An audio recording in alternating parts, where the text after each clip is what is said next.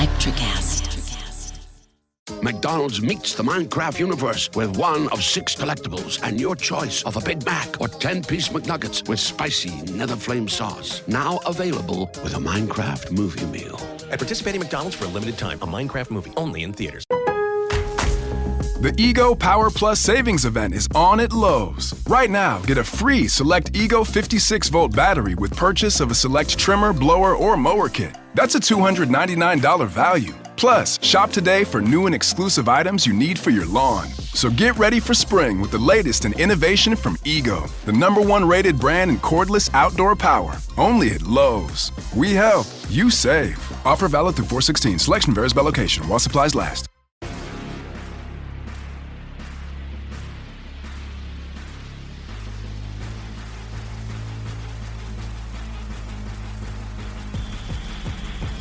Oh, I just had my oil checked. Welcome to Check My Oil. I'm DK Sizzle. I'm here with Ben Peake, former professional MMA fighter, although there might be rumblings that he's getting back into the circuit soon. Put some beatings down on some regional MMA fighters. Would love to see it, but I also used to get scared that my friend Ben was going to get hurt. But I do have Ben Peake here, and I have my other closest friend in the world, Matt Wilcox, from the Degenerate Gambler point of view. You guys know the deal. You guys know the story. Longtime fans of the show know the essence and the magic that we're all going to bring to the table here. And we're going to talk about a fucking banger of a card, UFC 291. We didn't get to talk about UFC 290, which turned out to be a pretty good card, all things considered. But, you know, the perils and the pitfalls of real life did prevent us from all getting together and talking about that card. But we're going to double down on the energy today, and we're going to really bring it to talk about UFC 291 Poirier versus Gashi, which is just like guaranteed fireworks, box office. But the rest of the card, honestly, this is one of those pay-per-views where they've sort of stacked it start to finish. We will not be talking about the early prelims because I think there's a lot to talk about with the prelims and the main card. So just to get right into it, because that's what everyone's here they're paying their money to hear about. Jake Matthews and Darius Flowers. Jake Matthews has fought 17 times in the UFC, and he just doesn't look like the guy that we kind of thought that he was supposed to be when he first came in. He's better at welterweight. I think we could all agree there. But doing things like getting submitted by Sean Brady, but then like boxing Andre Fiallo and winning that's fun. In saying all that, I do think, correct me if I'm wrong, gentlemen, I think he's probably going to win this fight. He's a heavy favorite at minus 260. I don't see a ton of value in an underdog bet here. I think maybe because there was like a dropout and a reapply to this card. This is Matthews' fight to lose. I don't think there's any value in any bet on this, Matt, unless you think that there's some sort of weird method of victory thing, which I'll always fucking lose my money on, no problem. But like, I don't know. It's Matthews' fight to lose, but I don't fully trust him. The odds are stacked. There's not a ton of value here. What do you think's going to happen? Oh, no way. It's Matthews all the way. Flowers is taking this on 10 days notice and going up in weight for this fight. Doesn't make any sense. I would have thought that Jake Matthews would have gotten something a little bit stiffer after his last fight, something a little bit more, competitive, but here we are. I think he's just going to run through him.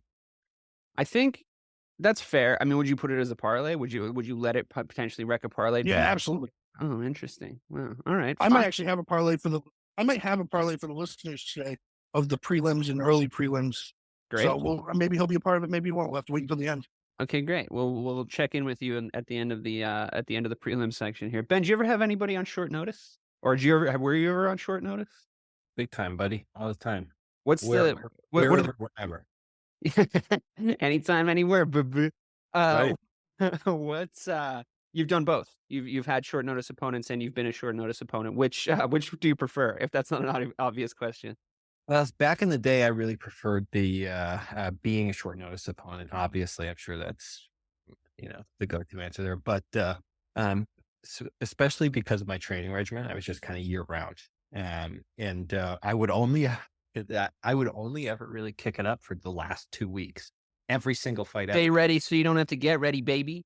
Yeah, I was training all the time, and so hey, if I got a 2 week, short notice, let's do it.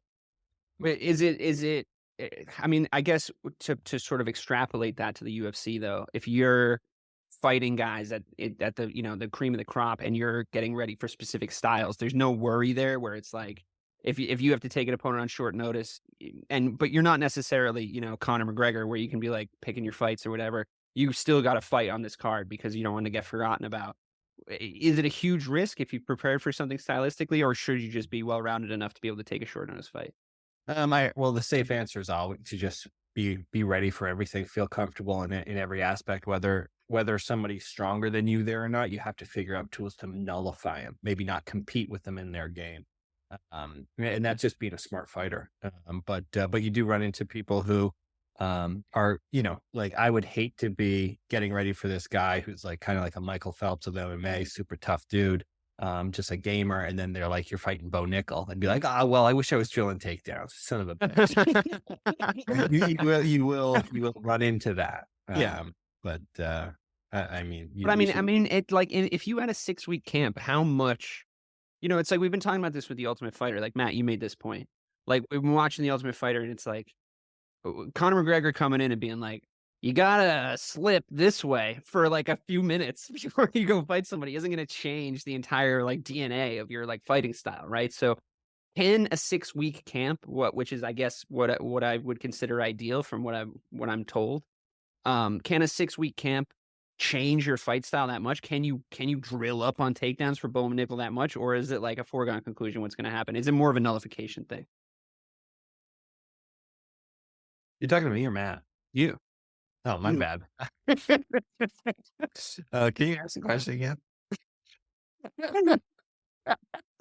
It was such a long question. You asked it so well. Dude, I know. I think that's what got me because, dude, I kind of drifted off halfway through. And I was like, he's not talking to me. I can for this one. I swear I thought I heard you say Matt. Okay, go get it. Yeah, no, moving on. Roman Kopylov versus Claudio Ribeiro. If the listeners were curious to the answer to that question, hit us up on Twitter or threads. The lowdown of this fight, Roman Kopylov and Claudio Ribeiro. Kopilov's a -210 favorite. Ribeiro, you're getting shorted on the fucking value again. Fucking Vegas, dude. Like, you can't give me fucking +210 to a -210. You can't, can you? Because you're fucking you're money grubbing assholes. +170 shorted on the underdog value here, which I do think there is some in this fight. I think Kopilov's a guy that's improving steadily. I think that a lot of he's a little bit of a who has he fought type guy. I don't recognize a ton of the guys on his resume. As he starts to get more and more competitive in the UFC, I think we might get some insight into what he has to offer. I know he's dangerous. I know he's aggressive. I know he has knockout power, but I know also that he swings with his chin straight up in the fucking air, which, by the way, so does fucking Tom Aspinall. And I wasn't thrilled with the entire reaction. Like, John Jones had a point when he was like, there's always a new guy that's going to beat me. There's always a new guy that's going to beat me. A few months ago, it was Cyril Gahn. And he has the best footwork, and no one's ever been a striker like him, and I fucking dismantled him in like 2 seconds. Tom Aspinall throws like his chin slept with his wife, and he's just trying to get it murdered. Like, he's just like this out there, and they're like, he's so fast. I'm like, he is fast, but somebody's just going to slip one of those punches and really wide open. Send him to meet Alistair Overeem at the bar in the Shadow Realm. But I was the after effect. I get it. Tom Aspinall doesn't look like a generic heavyweight. He looks like a adaptation of a heavyweight, like with a that's light what it heavyweight. Is. That's what it is. But I'm watching him fight with his chin up, and I'm thinking about John Jones nailing Rashad Evans with that elbow. I'm like, he would kill. And I think it'd be over end his career. Yeah, the problem though is like there's nobody good enough to fucking beat John Jones right now. I mean, I was just talking about this with Leah the other night. Like, the Daniel Cormier was running through everybody. He was running through fucking everyone. There was nobody. Everyone. He was just like taking everybody apart. And by the time they were done fighting their trilogy or whatever, everybody came to the same conclusion. They could fight 1,000 times, and John Jones would win 1,000 times. And it's just like, it's just not fair. He's at the end of the game. He's at the end of the game. Is he the most dangerous athlete, combat sports athlete in the world? Yes. Is he the guy you want to hold that mantle? No. Obviously, you want somebody cooler, better. Yeah, but he's a piece of shit. I like it. I actually don't doubt that. I know he's aggressive, Ribeiro. I know that he has knockout power, so you could potentially get some value here on this underdog bet, but he really does swing wild. And I think that Kopylov will just be patient. I think he'll take him down to close out rounds. I think he'll see that there's a ton of weaknesses in the grappling here, and it just to be safe, let's just go in there and get this bet. In fact, there might even be more value in Kopylov getting the finish than the overall underdog money line bet. What do you think? Are we doing a practical? That's exactly what I was going to say. I think.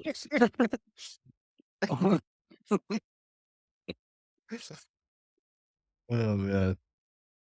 What I was going to say was, I was just going to say, betting on Kopylov to get the finish here probably makes more sense, or putting him in part of a parlay to just win it outright. But yeah, I don't like McGregor. He swings wild. He's a lunatic. In both of them, it's kind of like a who have you fought, what have you done? But you know me, I'm always going with the block European. I just can't help it. Yeah, you know those Russians. They're like that. They're made of something. Ben, if you were fighting somebody who was like a wild striker, right, in MMA now, and I know that you're more of a stand-up guy, so I can kind of maybe predict your answer. But if you're fighting somebody who's like a wild striker who is really potentially has a danger to like really hurt you or whatever, and you know you have a clear grappling advantage, do you take the safe route or do you test your mettle? Hard to say, man, because I mean, you plan for one thing, and fighting's an emotional thing, Right. I think it really depends on, there's some factors to consider. The fight in general, how emotional it is, and I'm just answering. I'm trying to be objective of how I would respond. Sure. But then also the venue. Like if it's the UFC, and you're in a spectator sport. Yeah. Throw down. That's the way I would feel about certain things. I remember being involved in game plans for weeks and weeks and weeks, and just and then getting in there and sitting down after the first round and being like, no, this is just not for me, dude. Like I gotta go. Like fuck this. That's it. Like just being irritated with the way a fight was feeling. Yeah.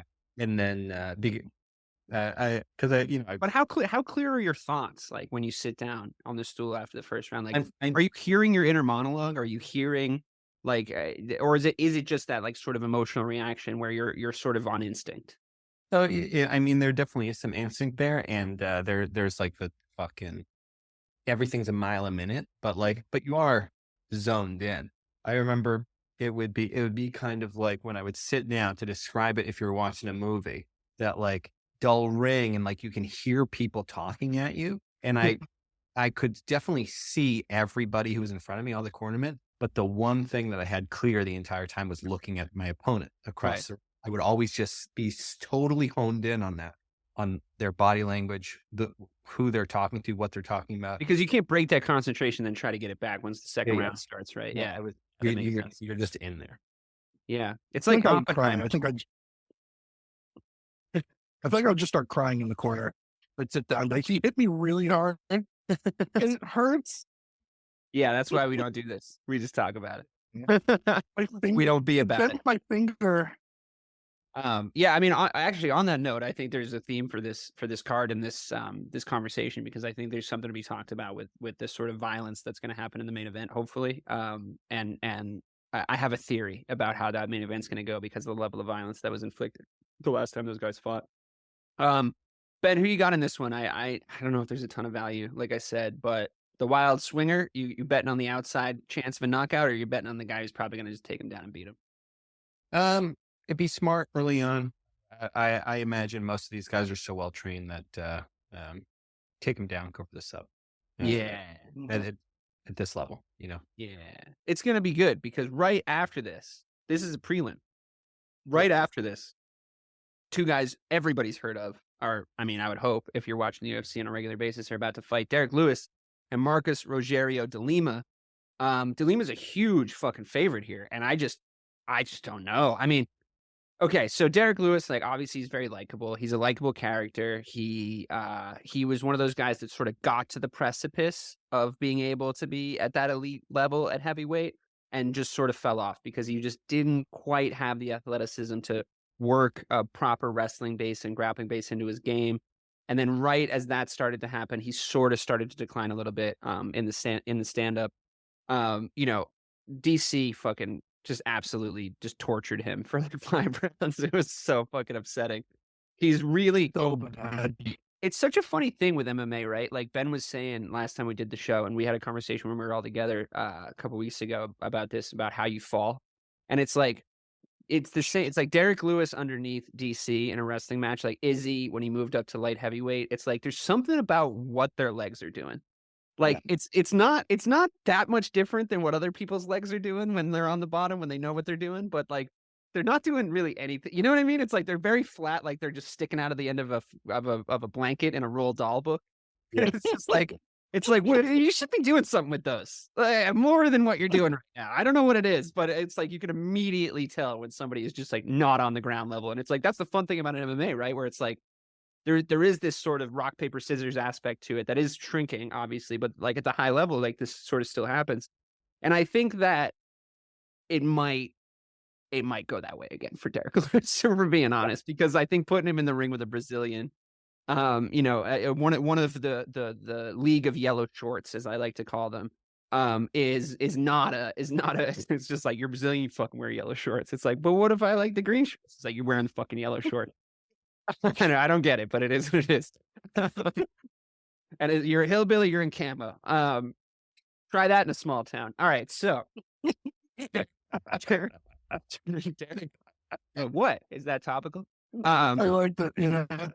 I think you could throw $50 on Derek Lewis catching a knockout here, because he can at any point knock somebody out. But smart money probably on De Lima, taking him down and giving him a tough night. Matt, what do you think here about these numbers? De Lima. Submission? It's De Lima. Derek Lewis doesn't have that dog in him anymore. Maybe. I think De Lima's just going to hang him out. I think they're going to put him to sleep. I think Tai Tuivasa showed us that Derek Lewis, well, it was so much fun when it happened. It's all over now. Oh, yeah. Yeah, he got knocked out by another big puncher. Yeah. That's depressing. And not even get knocked out. He quit. Yeah. Yeah, he doesn't have that thing anymore. Ben, do you think like the closest thing we have to boxing in MMA really is when two like big punching heavyweights get in there, and it's just like, let's see whose head gets knocked off first? Yeah. And like, is that era going away? Because like people are always trying to make the comparisons, right? Like people are always trying to say like, oh, boxing is like this and MMA is like this, and I think they're just incredibly different, to be honest. Like I think that they're farther apart than people realize. With the amount of things you have to think about, like the different things you can throw at somebody. But like, if you're an elite boxer, if you have the kind of punching power that a Derek Lewis or a Tai Tuivasa or one of these guys has, you can still compete in the UFC at that level. How long do you think that's going to last? And like, when do you think we're going to start to see guys have that? Plus at heavyweight, I might add, because heavyweight's obviously where the fucking box office is when it comes to this kind of stuff. And like in historically in boxing, like same deal. When are we going to see it sort of come back around where it's like, yeah, they have that and all their other shit cancels each other out. So here we are, like to you from your trained eye, do you see it as just like two fucking sluggers, like two bums? Or is it like, no, these guys are elite at this thing and we want to watch them do this thing. But if somebody's even a little good at this other thing, it's just, you know what I mean? Yeah, no, I feel like most heavyweights are so unathletic that it just does feel like they're fucking bums. Like I don't mean to throw shade there. I obviously am, but like I like the talent pool in heavyweight MMA in general is so shallow. Like, why is that, you think? I just think it gets hard to be that athletic at heavyweight. And I think there are some guys that we've seen in the past who are, like savants, like Fedor, but in Fedor's case, he wasn't a natural heavyweight. Man, fucking me. Are you fucking with me right now? No, I'm good. I completely agree. Yeah, no, he, Hey there, travelers. Kaylee Cuoco here. Sorry to interrupt your music, great artist BT Dubs, but wouldn't you rather be there to hear it live? With Priceline, you can get out of your dreams and into your dream concert. They've got millions of travel deals to get you to that festival, gig, rave, sound bath, or sonic experience you've been dreaming of. Download the Priceline app today, and you can save up to 60% off hotels and up to 50% off flights. So don't just dream about that trip. Book it with Priceline. Go to your happy price, Priceline. Like Fedor wasn't a natural heavyweight. You see guys like Dan Henderson to beat Fedor. Wait, when you say not a natural heavyweight, he was a lighter small. plus steroids. Right? Small. Yeah. He or just it's always once you get to a certain size, I just don't think that you really have the athletics to compete at that weight. And you have some guys that are very, very, like incredible jujitsu players and some good wrestlers and stuff. But I just think that those are so few and far between, as well as how shallow, just in general, the heavyweight division is. Like there aren't a lot of heavyweight fighters. It's I just think you don't have a lot to pick. If you had to go fight a heavyweight, and you were presented with the option that he was going to be an elite jiu-jitsu player, an elite wrestler, or an elite bomb thrower, which one would you take, considering the weight disadvantage? Right now, geez, what would I do? Bomb thrower. Yeah, no, I think I think right now I'd stand in there because I feel you just want to try and beat him with speed. Yeah. I feel like there's just way too. So it is difficult to grapple very heavy guys, especially like no gi, like if they're coming at you hard. But ankle pick though. No, I'm just thinking back on when I have trained with very big guys in the past and what's been easier. Damn, I'm so good at jiu-jitsu. I'm so good at boxing. I don't know what to say. You are so good. For all listeners, I'm trying to. Listeners, all we ever talk about is how Ben just gets in there and throws bombs, which he does. But he is so good at jiu-jitsu and I know. uses to use it. He'd rather die on his shield, getting into a fucking sprawler's fight, than get on the ground where he is elite at wrestling. Elite. Also, I think the thing that he's really good at, to do like a little Ben parade here, is teaching this stuff. Like, I think that he's really good at translating it into words. Like that anytime we've ever fucked around, especially with jujitsu stuff, and I've been like, I do this and this, right? And he's like, no, do this and this and then this. And then it sticks in your head. Like he tells you the thing and he like gives you a description of it and it fucking sticks in your head. So, I mean, if the very successful tech career goes the way the dodo Ben, you could become a jiu-jitsu teacher in Worcester. So that we've learned that from this podcast. And just to even it out, to insult you a bit, you have the manners of a gorilla and you lead quite easily. So there you go. Go on.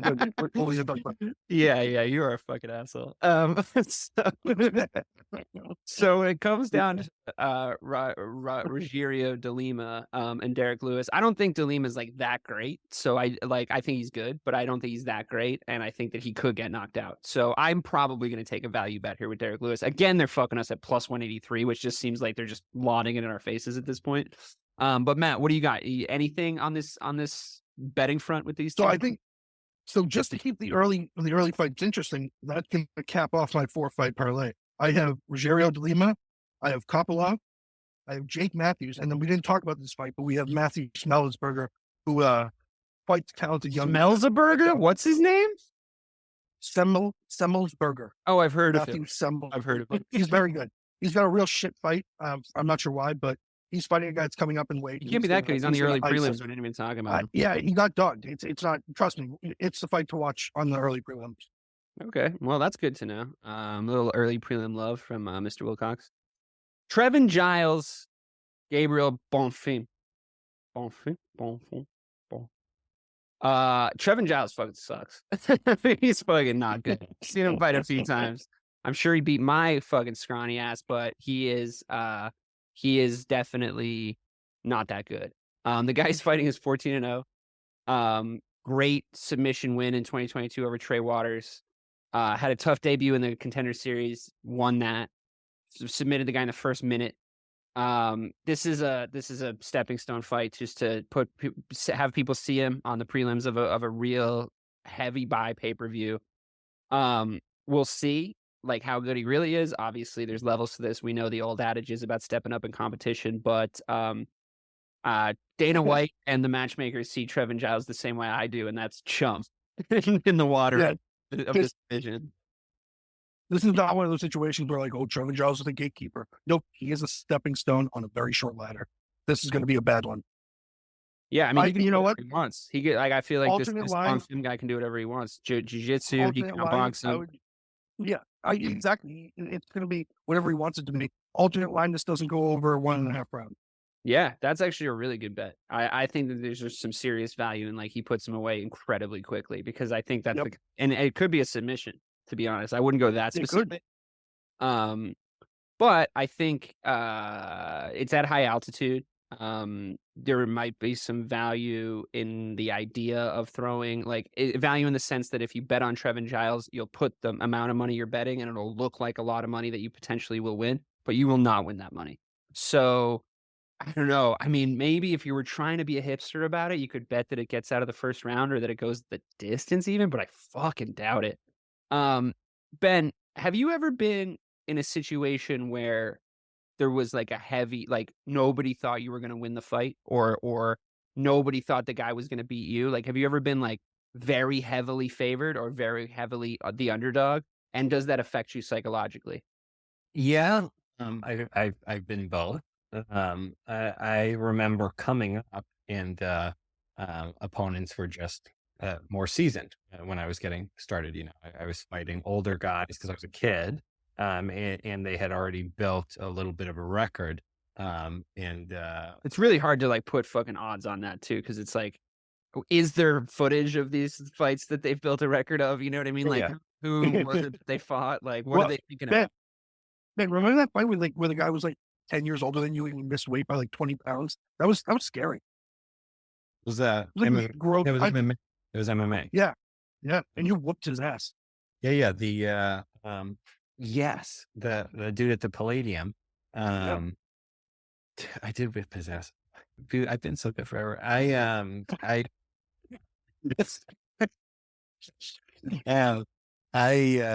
do remember that because I remember word getting out that I wasn't supposed to hear among the gym of people being like, dude, this guy's fucking huge. And game, dude. And Ben's like 19. Like, Yeah, you were so fucking scrawny back then. Oh, Like, he was such a little boy. little. He Yeah, was such a like- little boy. I remember at the weigh-in, this guy's 5 o'clock shadow grew into his chest hair. And I was like, I remember being like, oh, we're in trouble. That guy, that guy's alimony attorney was at the weigh-in. He had like lived a life. He I had had to go. He had to go to his accounting job the next day. Yeah. I remember talking to that guy. I didn't know shit about him. Everybody this is the funny thing. Everybody kept it from me. All this stuff. They didn't want to fuck with your head, right? Yeah. I didn't know anything about him. I didn't know that he was old. I didn't know, or older. I didn't know how many fights he had. He had shot a man in Reno just to watch him die. You didn't want to know any of this stuff. Dude, I didn't, and they kept it from me. And then I heard it afterwards, and I was like, oh, and I talked to the dude, and he was like, tell me about his life. And I was like, shit, man, you should give it up. You're old. Then you beat him. You won the fight. Yeah. Well, dude walks through him. I remember there was a couple scary moments in there just because like he had man strength, and I was still a kid, but I just felt like I tied him up the entire time. He had nothing for me. Yeah, he was like making noises when he was trying to pass guard, like, ugh. Yeah. There was no passing guard. That was embarrassing. Yeah, that's cool. Well, I'm glad you won. I remember you at that age. You were way skinnier. It's like very small. I can't even remember you at that size. It's wild. Okay, well, we know what's gonna happen to poor Trevin. Sorry. Oh, and Kevin Holland. He's quickly becoming someone that gives me like the absolute joy to want to bet on him, and then immediately makes me regret betting on him. The ass whooping Stephen Wonderboy Thompson laid on him was an all, like, people will forget it because it was like a fight night and it was like, you know, it was bad. But Wonderboy, and we're talking about him a little bit later in the card. Wonderboy looked fucking great in that fight, and he brought something out that I had never seen in him before, where he has this like nice guy persona. And Kevin Holland was like, "Come on, man, I'm doing the talky thing that I do. I'm Kevin Holland." And Stephen Thompson was like, "Yeah, no, we're fighting, and I'm gonna fuck put it on you." And like it was like, oh shit! I thought It's so funny because Wonderboy's the nicest guy, and he loves to do that. Like, good job, man. Yeah. You know, But he was like, "Fuck this." We'll see. Taekwondo. Yeah, and I think he's a karate guy, isn't he? But the Dane Cook of martial arts. Kickboxing, you're out of here. Yeah. I fucking hate Michael Chiesa though, as well. Like he's just one of those guys. Oh. He's like your friend's friend, and like it's like, oh, Chiesa is going to be there. I don't know if I want to come, man. It's Oh, nothing specific, you know. It's not anything he does necessarily. It's just his fucking energy. Like he's always like saying something, and I'm not 100% sure what he fucking meant by that, you know. And it's just fucking annoying. I hope Kevin Holland wins. I still have sort of carrying the flag of like this guy's fun personality, but I think that I'm not betting on him because I think what's become incredibly obvious is that he's way too okay with losing. There's just too much like it's cool. We're just in here to like fuck around and have a good time. Like he doesn't take my bet seriously. You know what I mean? Like that's my with Kevin Holland. So I can't bet on him, but I also don't like Michael Chiesa. So I'm staying away. But where are you with this? Ryan Reynolds here from Mint Mobile with a message for everyone paying big wireless way too much. Please, for the love of everything good in this world, stop. With Mint, you can get premium wireless for just $15 a month. Of course, if you enjoy overpaying, no judgments, but that's weird. Okay, one judgment. Anyway, give it a try at mintmobile.com/switch. Upfront payment of $45 for 3-month plan, equivalent to $15 per month required. Intro rate first 3 months only. Then full price plan options available. Taxes and fees extra. See full terms at mintmobile.com. I am absolutely going to bet the farm again on Kevin Holland. You're right. He doesn't give a shit. You know what it feels like with Kevin Holland? It feels like I'm like trying to mentor a young student in high school, and they just keep getting in trouble. They won't listen to me.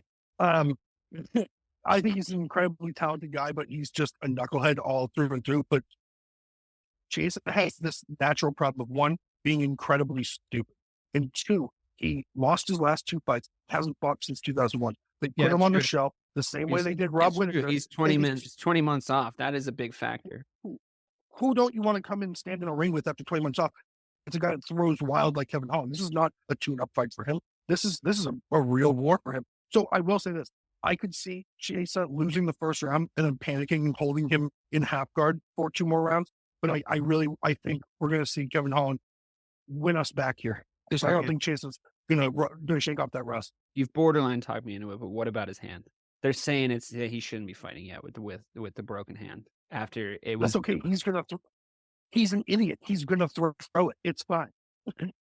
Ben, talking during a fight. I'm interested to get your thoughts on this. Were you a talker, and had you ever fought any?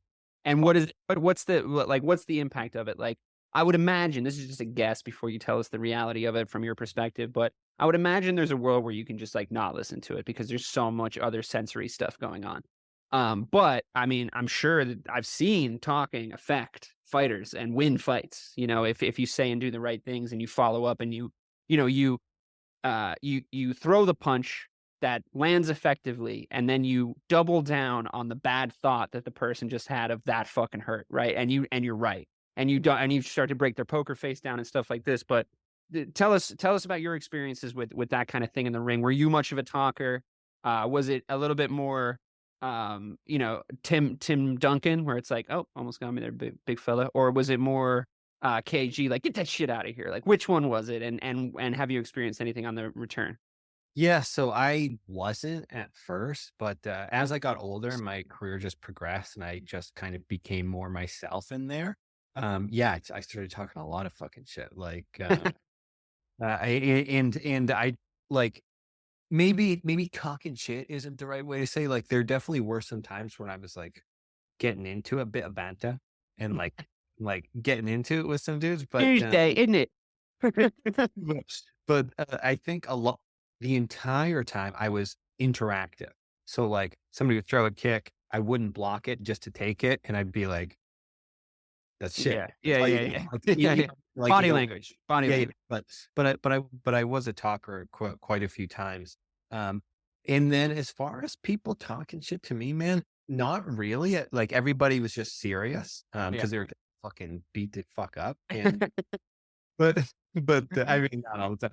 Elvis talked a lot of shit back to me. He didn't like talk shit back to me, but he was like, dude, how you like that one? Like, good for him. Seems like you like that guy, to be honest. Dude, I really do. I'm going to train a couple minutes. Oh, nice. He's a for anyone that needs context on this for the listeners. This is a guy that Ben fought. That I think you say, correct me if I'm wrong, he's the best guy you ever fought. That like Elvis Gashi. Yeah, go. Yeah. Well, I mean, I don't know if he was the best that I ever fought. He had a very specific style that was very hard to beat. It depends on what style you're talking. But it seemed like you like him and respect him. So, because he does come up in this context quite a lot. So that's nice. He was talking shit back. He was comfortable. There was like something there. Yeah. We could go out to dinner. I don't know. Like, maybe there's a spark. We might. Who knows? He's number 4 in the world right now. And what? In kickboxing. Oh, that's sick. And if you go look at my fleet, he's doing pretty well. And he is coming back after a layoff. Elvis Gashi is his name. I'm not sure if I said that already, but you did. You high fuck. But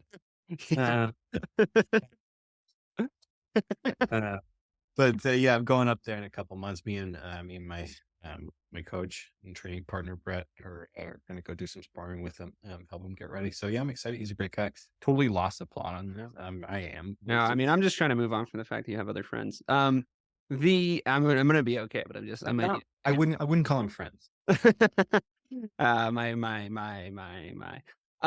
Okay. So Michael Chiesa, Kevin Holland, any opinions on these guys? What do you think of, because I really did think that Kevin Holland had like some elite level athleticism and talent, and it doesn't seem like that's gonna pan out. And Matt seems to want to bet the farm on him, give him one more chance, but maybe because it's Michael Chiesa who sucks. But like, any opinions on these guys? Yeah, it's interesting. Michael Chiesa is definitely like a hard-nosed kind of guy, I guess. I really don't like him, to your point. Like when he was getting into it with Kevin Lee at the press conference. What the fuck was that? Nobody talks about my mom. Dude, you gotta be able to take your mama jokes, dude. Like at the very baseline. Yes, I was gonna say, I hate when people get tied up in the your mama thing. Like, oh yeah, or even called a motherfucker. And somebody's like, dude, don't get pulled into that. That's the you can't show any the rules of dudes making fun of each other is 2 rules. It's you either have to have an equal or better comeback, or you have to just be like, you got me there. Like can't get mad, because if you get mad, everybody's gonna swarm like piranhas. Yeah, dude, it's such a bad look to like start the fight from talking. Yeah, like dude, it's so embarrassing. Like, yeah. Oh, you hurt my feelings. It's like you're a cage fighter. It's like, what are you doing? Nobody talks about my mom. That was honestly so fucking cringe. That was so fucking cringe. Don't talk about my mom. It's honestly, it's akin to the weirdest thing I think I've ever seen happen in a UFC cage when Anthony Lionheart Smith started being like, you talk shit about my family. And who was it? You're trying to take food from my family. Oh yeah. But he was like, you shouldn't have said something about my family. And the other guy was like, what? Yeah. It was like, are you all right? We should get a doctor in here. Dude, that's that guy's so fucking weird. I do honestly love the people under the stairs that they trot out at every UFC broadcast, like after the fact, if you leave it on, because obviously you're done watching and you're like, all right, see you later, and they do like this post fight breakdown, and it is like it'll be like Michael Chiesa and fucking Anthony Smith, and it's like they just drag them out from some sort of fucking laboratory experiment to be like, well, I thought that his stand up was, and it's just like, okay, the fights are over. We saw this already. Like, what are you doing?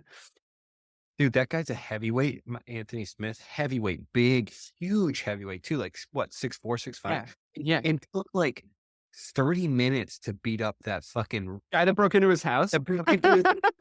Like, I mean, I guess I get it. I've never been in that situation. No. It's a classic. He went and put in a classic Anthony Lionheart Smith performance in that fight. I'm gonna wait this guy out.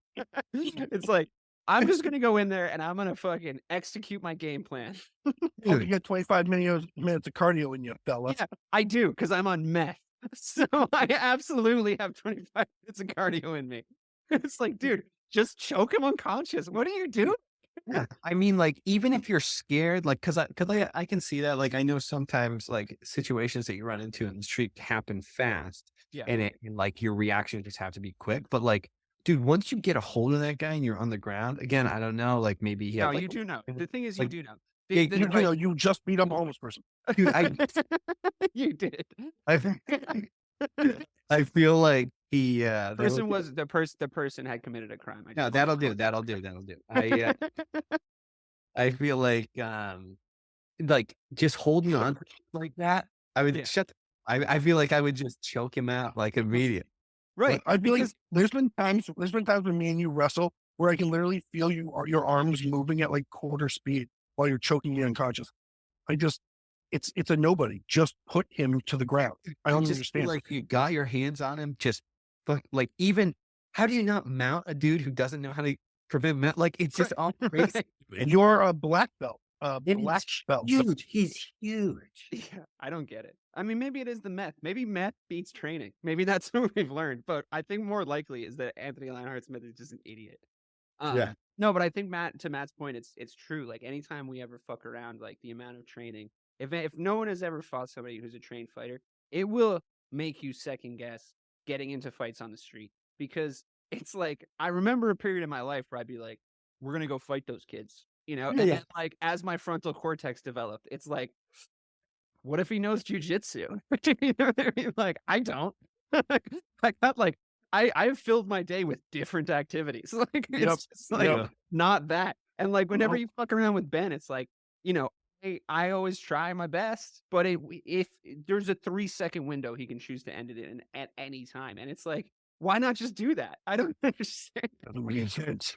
Honestly, there are just in your case, I just gotta look for the hands locking with the headlock. If I can prevent those hands from closing, yeah. Well, you're not getting out of the Clark headlock. I mean, dude, yes, but that's the thing. Once it happens, I literally do just have to wait you out. It's like, like I'll just put him in a position that like sucks for him long. But this is tight, and I don't want my glasses to break. Yeah. No, that's 100% true. But it's like it's for me, from my perspective, like I'm winning points by not like losing outright yet. Like I'm winning. Oh yeah, the crowd by like not being out of there yet. So it's every minute you stay alive is a point. What I also realized, and like this is just a theory, you know, and you can only go so far with theory. But I think a guillotine is just a Clark headlock with the person's head going the other way. So I think I could get good at that if I tried, which I won't. So moving on to the next fight. No, I mean, I should. It's good. It's a good way. It's a great way to stay in shape. Tony Ferguson, my God, Tony Ferguson. Just a crowd favorite, you know, just a lunatic of the highest order. Nodded at me one time. Is fighting Bobby Green. I can think there's value in this bet. I'm betting on Tony. I bet he's done some stuff in training, like he said. I love the idea of like the Kevin. I call it the Kevin Lee approach. It's like Kevin Lee's like, I have a new coach, and then he loses, and he comes back and he's like, I have a new car. And then he loses, and he's like, I have a new religion, and he fucking loses. And it's like, Kevin, maybe you're just not like at this level. You know what I mean? Like there was a time where he was beating people up. He was about to fight, ironically, Tony Ferguson, who choked him unconscious. And he was like, Connor McGregor can come get that ass whooping. Fucking Dustin Poirier can come get that ass whooping. It's like, dude, you're not on that level. Like, at least at that time, it's like you were never on that level. But Tony did the Kevin Lee thing where he said, you know, I figured out what I had to do. I trained this, I trained that. And ever since he cut weight for no reason to fight Justin Gaethje, to not fight Justin Gaethje and then cut weight again to fight Justin Gaethje, and was put through one of the most brutal fucking ass whoopings I've ever fucking seen in my life, because there was no crowd. Those shots just sounded absolutely like upsetting. Justin Gaethje's a hard puncher by all accounts, a hard leg kicker, a vicious fighter, a difficult guy to fight. And he really put Tony through the ringer, and he honestly just hasn't been the same ever since. And his last, the problem, especially too, is he was winning that fight with Michael Chandler before he got the most hilarious still photography shot of a fucking kick to the face ever taken. Chandler kicked him in the face, and it's like, he might be done, but Bobby Green fucking sucks, dude. Like he might be Bobby Green does Bobby suck. Green. He might right? He might be able to beat Bobby Green. Bobby Green does suck, but I think here's the problem for Tony. Bobby Green's whole game is defense and counter. I'm going to counter punch the shit out of you. And I think that's a real problem for even Tony Ferguson from a couple of years ago, because Tony leads. Tony comes in fast. He swings wild from time to time, and that's where Bobby scores. I think that's why the line is so high. I think that there's a human element here where Bobby Green is he might be actually the dumbest person to ever fight in the UFC, and he could easily screw this up. We just had a conversation about Anthony Smith. That's true. That's true. At least Anthony Smith has a podcast that like is somewhat successful. Bobby Green, when you hear him talk, he can barely get sentences. So he could screw this up, but I understand why the line is where it is. And I've been saying it for a while now. It's just, your boy's all done. It's just a wrap now. What about a submission win? Yeah, I mean, it could happen. I don't think Tony. See, again, I think Tony's one of those guys that he is going to want to stand in there and bang with him because he has an ego issue, which is why he runs through coaches so much. I think, but I don't foresee that. I think he could catch him. I think he could just catch Bobby, being lackadaisical, getting cocky, winning a round, coming out dancing, and he just gets slapped by something. But I think if I were to bet this, and I don't think I'm going to bet at it, I think I'd bet Bobby Green. I was never really a runner. The way I see running is a gift, especially when you have stage 4 cancer. I'm Anne. I'm running the Boston Marathon, presented by Bank of America. I run for Dana-Farber Cancer Institute to give people like me a chance to thrive in life, even with cancer. Join Bank of America in helping Anne's cause. Give if you can at BofA.com/supportAnne. What would you like the power to do? References to charitable organizations is not an endorsement by Bank of America Corporation. Copyright 2025. Ben, is it just me, or did Tony Ferguson not always look like he had just been resurrected from a 2,000-year-old slumber when he moved around? Like, looked so bad in those last couple fights. But just the movement, like the athleticism, like you remember the point you were making last time about like when you see a guy, you just need to see a guy for a few seconds when he like how he hits the mat, like all that kind of stuff, and you can tell what level of ass whooping you can lay on him. It's like he just, it's just he's very dude.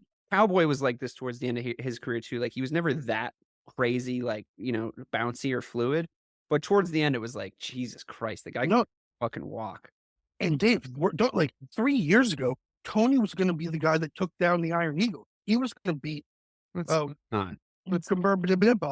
name? Let's not. Kebab Manenov? Let's not. The Iron Eagle. Like that's that what his name is? Don't make up new. Don't just the Silver Hawk. Don't add precious metals to this guy, please. How do you say his name? Khabib Nurmagomedov. That's not it. That's ridiculous. But Tony was going to be the guy to do it. And look where he is now. It's just a sad that. I think if they had fought the first time, I think there was a chance of that happening. But I think so too. It was a good matchup stylistically. Yeah, it is depressing, honestly. The whole Tony Ferguson thing. I'm going to bet on him just as like a show of support because we bonded that time. But that Diaz fight, God, I know. Oh fuck, God damn it, that looked bad too. He is so bad. That he lost to Nate Diaz. That not lost. Diaz, got his ass whooped. Well, dude. I mean, that's not saying that much, right? Like Nate Diaz almost beat Leon Edwards.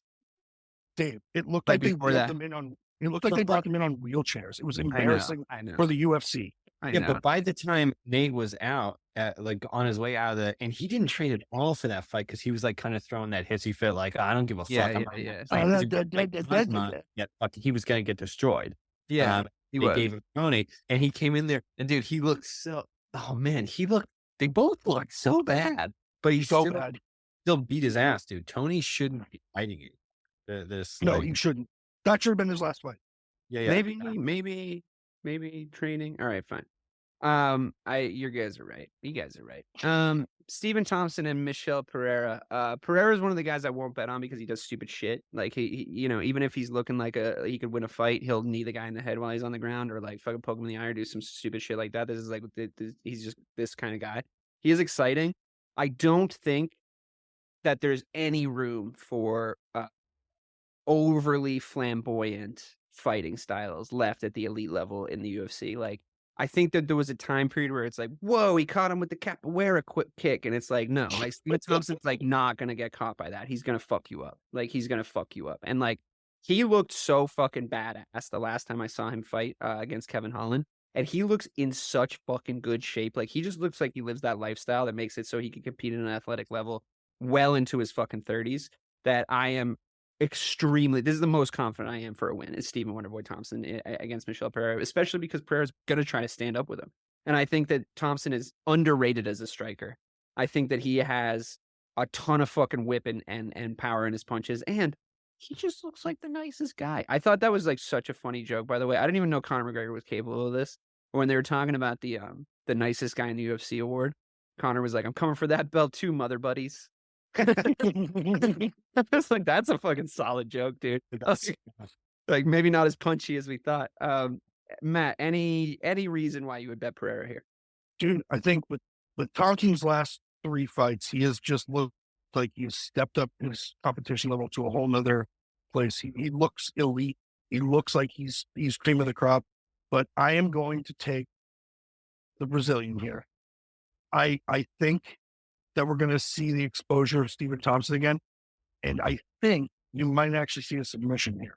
So I know you're right. But let me just say this also, Dave. I think it's a little funny that the two guys that you won't fight on because they dumb shit are both Brazilian. Just saying. But I think with Pereira, Are you saying I'm racist against Brazil? I'm just saying. Yellow's just not my color. That's all. Listen. I just need to Fogo de Chao. My new nanny is Brazilian. I'm riding with my people. Bom dia, motherfucker. Let's go with the Brazilian. Yeah. What an old white guy you are. Holy Ben, are you a Wonder Boy fan? dude, I love Wonder Boy. He kind of has a style that I hate just because when I think of Muay Thai, like I think of Muay Thai as being beautiful all the time. Beautiful and powerful. I always think, and just for the record, I think Muay Thai beats karate 10 times out of 10 every time they fight. But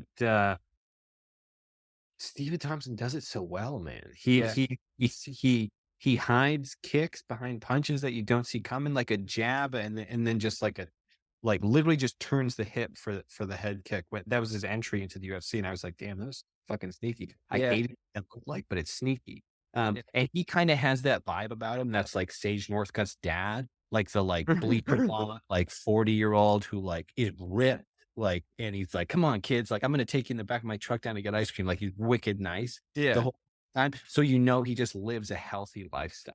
Yeah. I always feel like those guys are just great forever.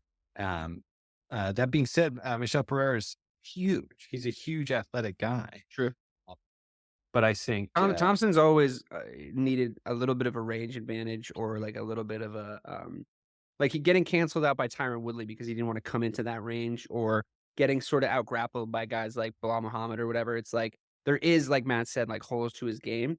But I do think that there's I do still think he's a level above. I think he's a level above Pereira. I mean, we'll see. I'm not 100% sure about this, but I think he's a level above in the sense that it's that I don't fear the guy who's practiced 1,000 kicks once. I fear the guy who's practiced one kick 1,000 times. It's yeah, I agree with you that karate and that whole style is on its base inferior to Muay Thai. But if you're that good at something, if you're at that level at anything, you're hard to beat. And I think it's even if it's, and it's also not the same thing as say that Gracie kid that came in and he put in that embarrassing showing of just come to the ground with me. And it's think that's not this sport anymore. You need better versions of the other stuff. What was that? But also I just think Wonder Boy is I think you in another life you could have seen him playing up front for the fucking USA men's national soccer team. You know what I mean? I think he's got that sort of well-rounded athleticism that gives him an advantage in a lot of different areas, not just that. I think he's underrated in certain areas like takedown defense and stuff like that. I think he can really bring a lot of that stuff to the table, and I think it's a no-brainer bet to bet Stephen Thompson, but that's just me. But yes, I am a little bit biased in the fact that he does just seem like a really great hang. Here's my thing though. Stephen Thompson, dude, if he was a superhero, he'd be Captain Planet. He's a fucking dork. All right, get it out there. What was wrong with Captain Planet? Look, clean up the mess, guys. Dork. Yeah. Okay. Can I tell you something, Matt? Had we listened to Captain Planet then, we'd be in a much better fucking spot right now. So he might be a dork, but he had a point because now the world's on fire and we're all okay, Dave. Is it hot outside? It's summer. Relax. Oh my God. This has officially become the Joe Rogan experience. Okay. Moving on. Jan Blachowicz is fighting Alex Pereira, guys. Alex Pereira is moving up in the world. It's a pick 'em. I think there's a ton of value in betting Alex Pereira here. I think I don't see him losing knockout power. Ben, I think you have a predilection. Yeah, I think you think that moving up weight classes diminishes power greatly. Is that true? Moving up weight classes? Yeah. No. I think it kind of evens out your power. I don't think you lose power moving up in weight. I think you just it becomes muddy a little. Because everybody's that big. Yeah. But just to finish that point, I think moving up in weight and then moving back down in a weight class destroys you. That's the end. Oh, really? Yes. I think If you move up, put on all the size, put on the muscle, and then have to lose that cutting back down, I think you see with Roy Jones Jr. That was literally the end of Roy Jones Jr. Yeah, I think full end of its career. if it's towards the end of your career, that kind of up and down, your body can't do it anymore. Unless it's somebody like Izzy, but yeah. Yeah. Cause like I remember I've sparred with some guys who still have fantastic power for their weight class to this day. An example would be Victor Saravia, a kid that I trained with in LA, fought on K1, fought for a whole bunch of really, really good organizations and did very, very well. He fought for the title at 2 different weight classes for K1, which is huge, but he fought at like 125.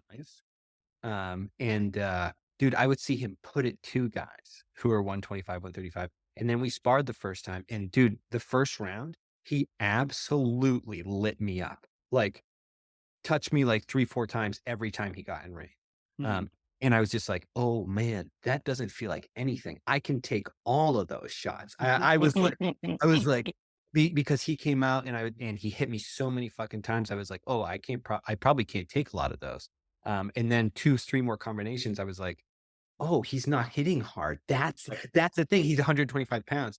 So then I just waited for the second round and I was like, all right, I gotcha. But yeah, he, I don't think, I just think for a guy like Alex Pereira, I don't think it's something that you lose like going up a weight class. I think Alex Pereira is at a weight where it just carries over. So it's not, he's 155 coming up to heavyweight. He's 185 guy. Has fought heavier at 205 or in the 200 before at cruiserweight. I think he just has the power. And it's like He-Man. Yeah. Well, let me ask you this, Ben. Do you think it's easier to knock out somebody like Sean Strickland than it is to knock out like Jan Blachowicz because of the power they're used to facing? The kids are still at practice, and I have no idea what's for dinner. You can get a rotisserie chicken and 2 sides for just $15 in as fast as an hour with Walmart Express Delivery. Who said that? Who's in my house? Don't play with me, because I'm not the one. It's just your friendly Walmart announcer. This is a commercial. Oh, okay. You were saying dinner for a family was just $15? Yep. It'll be at your door by the time you get the kids home from practice. Order now. Welcome to your Walmart. Subject to availability, restrictions, and fees apply. Now that was a helpful commercial. No, I think Sean Strickland was just a fucking idiot. Like, if you had 2 different fighters, I'd give you a different example there. But like maybe, you know what I mean? It's playing like this, like yeah, like a kid being like high school. UFC isn't making that fight between him and Izzy. By the way, they're like, no, like Izzy's like, fine, Strickland then, and the UFC's like, no, said, that would be demolition. It's funny you say that thing about taking the power. I remember having this.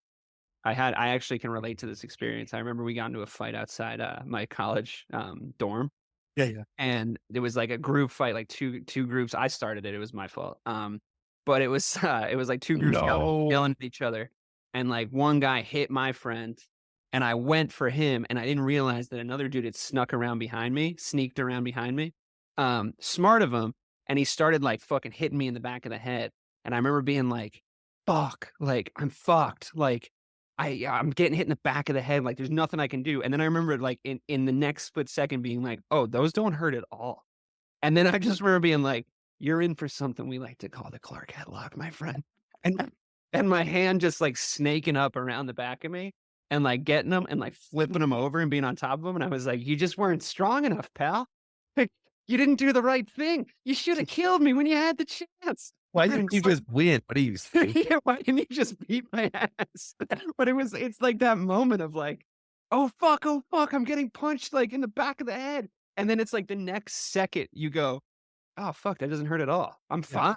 Like there wasn't even any bumps or bruises on my head the next day. I was like, oh, you're so stupid. You should have hit me way harder. Like, what did you think was going to happen? But yeah, it is a thing where it's like the power translation. It's like, you know, Pereira's going to be like potentially faster, and he is a super elite striker. And it took a guy on the level of Israel Adesanya to figure out a hole in his game, and then it took him 3 tries to exploit it. So to me, I just think like the weight's not going to be like that huge of a deal. I think it's going to be Pereira all day. I think Blachowicz is good. I think he's shown really good moments in this sport, but I don't think he's like the best champion that weight class has seen over the last decade either. So it's a pick 'em because of the weight change. I'm leaning Pereira here. What do you think, man? I agree with you. I agree completely. Poetan all the way. I think the issue with Jan is that it's very clear here that he should try and take him down frequently and He fast. won't. And he's not He going to do that. Jan makes bad decisions. He Yeah. makes bad decisions. He's going to want to prove to everyone that he's got heavy hands. And he does, but you're dealing with just like Poetan, like hands of stone. It's scary. I can't wait to watch him knock somebody else out. It's so much fun. Yeah, it's a great co-main event, honestly, and It really is. the fact that it's for a strap whenever you can have that happen is dope. And then I guess so is the main event is for a strap too, but it's for the bad motherfucker title or yeah, is it bad motherfucker? Is that what it is? Baddest motherfucker. Yeah, the baddest motherfucker. It's very gimmicky. It's very WWE, the whole endeavor. But see what I did there? But do you fuck with Dustin Poirier? Like outside of the context of us being like Connor McGregor fans, like do you fuck with Dustin Poirier in any way? Like, what's your level of respect for like what he's accomplished in this game? Like comparatively to like how elite he is sometimes to like how dumb his losses have been. I'm glad you asked that because I was thinking about this earlier today when I was getting ready for this. I think Dustin Poirier might be the best 155 fighter of all time to not have a belt. Yeah, that's probably true. Right? I'd say that's. He has progressed at every step of his game, up and up and up. And he's a killer. He is a killer. Yeah, but like Gaethje also has like changed his game pretty aggressively. Like we were talking a little shit about him when he was about to fight Viziev, and it's like he's actually finally perfected this idea of like he went from like being way too fucking crazy and like way too violent and box office, don't get me wrong, and like being able to take punches, but he would like get knocked out for doing stupid shit, to like a very clinical sort of tactical his coach, what's his name, Whitman, Trevor. Really got like a really like nuanced tactical fighter out of him that like let him kind of climb the ranks up until an embarrassing showing against Khabib. And now it looks like he has this kind of merging of styles, this like hyper violent, like very aggressive way, but he's still kind of like is able to like rock with the rhythm of the fight. And also in the pocket and counter. Yeah. And also like the level of violence that he seems to be able to undergo. I'm not sure. Like Dustin Poirier is on record being like, that was the worst experience of my life. Like he won the fight and he was like, I don't ever want to go through that again. Like I just don't. I have a little bit of a hunch that like once that starts up again, and no disrespect to Dustin Poirier on this level, I wouldn't be able to do this. I'm not sure a lot of people would. I just think he's going to be like, yes, dude, like for the bad motherfucker belt. Like, yeah, this dude, like those leg kicks are going to start landing again. Like apparently leg kicks like a fucking mule. And like, it's just like, ugh. Ben, have you ever had an experience where you just don't feel like being there? Or was that just not in your DNA? What does that feel like? Are you able to just like rip it around or like, what do you do in that situation? It's gotta be so disheartening. Yeah. I remember I got knocked down twice towards the end of my career. Like in the same fight?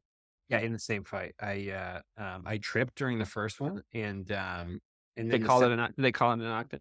Well, they called it a knockdown. And then I legitimately knocked down the second time by a spinning back elbow that broke my nose. And I remember sitting there against the ropes, like looking over at my coach, looking at the ref, counting. You were like, I'm going to learn how to code. Yeah, and I was like, this is fucking bullshit. And I remember being so fucking mad and just tired. And I was like, fuck. I was like, all right, whatever. Let's see if you can knock me the fuck out. And I remember getting up and just going at the fucking guy. And man, it was it was an ugly fight. But didn't get knocked out and was able to push through it. Do you think that like if what I say is true about Poirier, and he does feel like a little sick of fighting Justin Gaethje because of like the level of violence, like do you think a combat sports athlete just by how they're built or one at this level is just going to be able to shake that off completely, or is there a chance what I'm saying is true and he's just gonna be like, fuck this, dude? Yeah, I don't know if it'll be this time, but what you're referring to is a real thing, and I think it's hard to say that nobody is built like there's a person who isn't built like that. I think you see guys like what's the name? Yoel Rivera, who's just Romero. built like fucking like Yeah. a rock Yeah. person. Like Yeah, like a golem. yes. And so he doesn't get hurt as much. Like that's a hard guy to hurt. And he has so much natural power. But I think if you put him up against someone like himself, over and over and over again, I think eventually he gets old. I think everybody gets old. Time is, but like your spirit. I'm talking about your spirit getting old. Yeah, I think the spirit breaks with your body. Well, that's what I'm talking about. Yeah. I just don't think Yoel has met a person like that yet because they made him in that one lab specifically. Yes. Yeah. Matt, who you got here? This is kind of a tough one. It's a tough one to call because I think Dustin's a better fighter. I think Gaethje's got it. I think he's going to stuff 10, 15 takedowns and keep him standing up. And I just don't think Dustin's going to edge him this time. I think Gaethje looks a lot tighter than he has in those last two fights that we watched. And it looked like we were looking at a different guy. I really, really think that this one's just Dustin for a third showdown rubber match. Let's go 1 versus 1. And I can't wait for it. I love watching these guys fight. It's disgusting. It's honestly gross, but I'm very excited. Who would you say you'd be cheering for, like between the two? Because I don't really like either of them. Oh, I know you don't like. I like Justin. I'm gonna root for Justin all the way. But I'll never like Dustin again. He's a little white little bitch. His wife's in my boys' DMs. Yeah, your wife's in DMs, baby. He should get that sorted, though. Honestly, it's embarrassing for him. Ben, same two questions. I mean, who you got on paper, and like what's your like level of fan? What's your fan level with these two guys? Like, because I feel like they are sort of polarizing, but I think like a lot of hardcore UFC guys do love both these dudes. They would both be considered fan favorites. So I'm interested to know like your take on them as a fan of the sport, and also like where you got these guys on paper. Yeah, I mean, I think Justin may be on the decline. Not specifically anything performance related, just time related. Like going to get there, and I think Gaethje is kind of on his way up. Like his performances have gotten better and better. I think. Then from a fan level, what do you think? Like, I think Dustin takes it. I want to make sure I say that. Dustin Poirier. Yeah, Dustin Poirier. Did I say Justin twice? I was nervous. You did. Well, it's the battle of the Austins, so it's kind of hard. Yeah. Oh no, dude, I'm just cooked, man. I think from a fan perspective, it's hard for me to say because I don't give a shit about any fighter. Like, I like don't know him. And it's reminiscent of when you're like, oh yeah, like that actor, and I'm like, fuck him. Like I fucking hate all of them. What fucking works? Dude, yeah, but like you're too close to it. So it's like hard to be like a fanboy about it, like we are, because it's like you have to be a fan of something. You sort of have to be distant to it in a certain way, right? So I do get that. So maybe it wasn't a super fair question, but hey, listen, you guys did a fucking great job. We had a wonderful check my oil. We did so bad this time. Get your finger out of my butt. This has been Check My Oil, UFC 291 this Saturday. Matt, do you want to tell us a parlay before we go? Guys, listeners, listen, ride this with me. We'll either die glorious heroes or be broke and destitute. Semmelsberger, Matthews, Kopolov, and Rogerio de Lima. It's the favorite parlay of the early prelims and prelims. Let's ride. All right. Fuck it. We ball. Gentlemen, listeners, thank you so much. UFC 291 this Saturday. Tune in. Be there, be square. Thanks, guys. Mwah.